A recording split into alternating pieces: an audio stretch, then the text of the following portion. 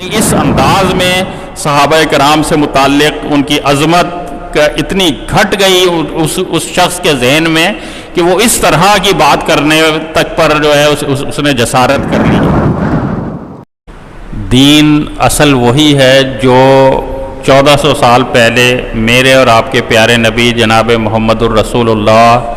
صلی اللہ علیہ وسلم پر نازل ہوا تھا، اور اس دین پر عمل کر کے صحابہ کرام نے دنیا میں بھی کامیابیاں حاصل کیں، اور آخرت میں بھی اللہ رب العالمین نے ان کے بارے میں کہا کہ رضی اللہ عنہم ورضوا عنہ، اللہ ان سے راضی ہو گیا، یہ اللہ سے راضی ہو گئے۔ ظاہر ہے اللہ ان سے راضی ہوا کس وجہ سے کہ انہوں نے اس دین پر عمل کیا جو دین اللہ نے نازل کیا تھا نبی کریم صلی اللہ علیہ وسلم پر۔ اب یہ بات واضح ہے اور سمجھ لینی چاہیے، اور انتشار اور فتنوں سے بچنے کے لیے اس بات کا سمجھنا بہت ضروری ہے کہ دین وہی ہے جس پر صحابہ کرام نے عمل کیا۔ اگر کوئی پیمانہ آپ کے پاس ہے صحیح اور غلط کا تو یہی ہے کہ بھئی اگر آپ سے کوئی کہتا ہے کہ یہ چیز دین ہے، آپ دیکھیں گے کہ یہ چیز جس کو یہ دین کہہ رہا ہے یہ صحابہ کرام کی زندگی میں ہے کہ نہیں ہے۔ اگر ہے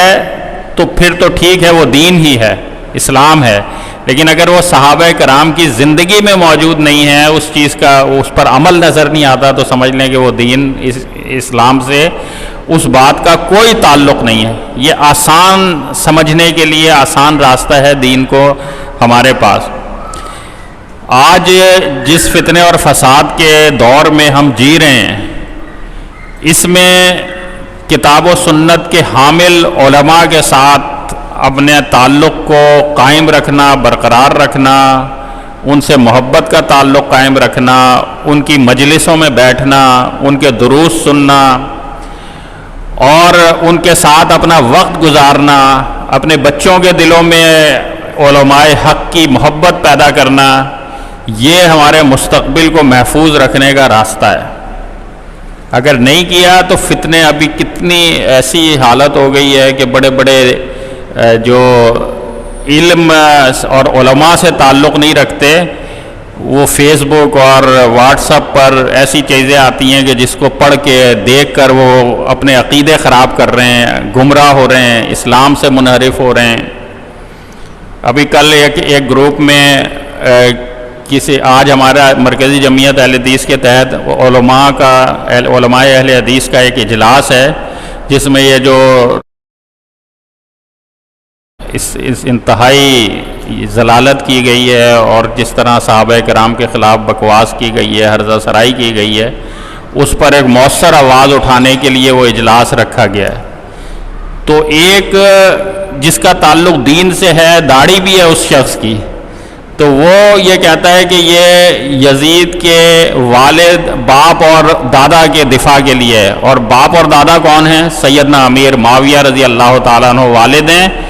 اور سیدنا ابو سفیان رضی اللہ تعالیٰ عنہ دادا ہیں۔ یعنی اس انداز میں صحابہ کرام سے متعلق ان کی عظمت کا اتنی گھٹ گئی اس شخص کے ذہن میں کہ وہ اس طرح کی بات کرنے تک پر جو ہے اس نے جسارت کر لی ہے۔ تو اس وجہ سے صحیح علماء کے ساتھ بیٹھنا اور ان کی گفتگو سننا اور ان سے مسائل پوچھنا اور ان کے ساتھ محبت کا تعلق قائم کرنا، یہ نہایت اہم اور ضروری ہے، ورنہ فتنوں میں مبتلا ہو کر اپنی دنیا اور اپنی آخرت سب تباہ کر بیٹھیں گے۔ یہ دور ہے، اس میں ان اسلام کے محسنین جنہوں نے اللہ کے نبی صلی اللہ علیہ وسلم کا ساتھ اس وقت دیا جب کوئی آپ کا ساتھ دینے کے لیے تیار نہیں تھا، آپ کے سگے رشتہ دار انکار کر رہے تھے آپ کا، آپ پر ایمان لانے کے لیے کوئی تیار نہیں تھا، یہ وہ ذاتیں، وہ ہستیاں تھیں جنہوں نے اس موقع پر اسلام کا دامن تھاما اور نبی کریم صلی اللہ علیہ وسلم کے دست و بازو بنے۔ کون تھے وہ؟ سیدنا ابو بکر صدیق رضی اللہ تعالیٰ عنہ، سیدنا عثمان غنی رضی اللہ تعالیٰ عنہ، سیدنا سعد بن ابی وقاص رضی اللہ تعالیٰ عنہ، سیدنا عمر فاروق رضی اللہ تعالیٰ عنہ، سیدنا علی رضی اللہ تعالیٰ عنہ، سیدنا سعید بن زید رضی اللہ تعالیٰ عنہ،